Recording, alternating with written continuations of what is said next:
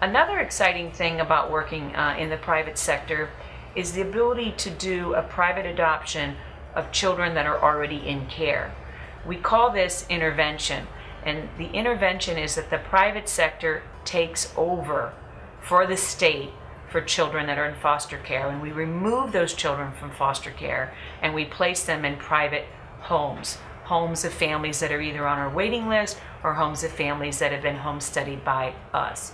And the process starts with a birth parent being willing to consider a private adoption option. And many of them are.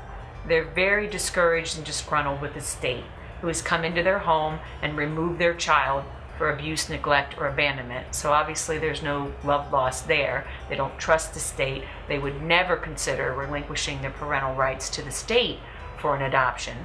But they do so remarkably willingly and regularly through the private sector. And the private sector can offer those birth parents so much more than the public sector.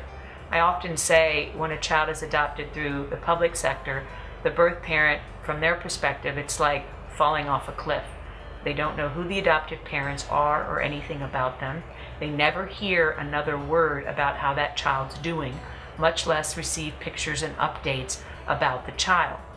And those things are very common in the private sector.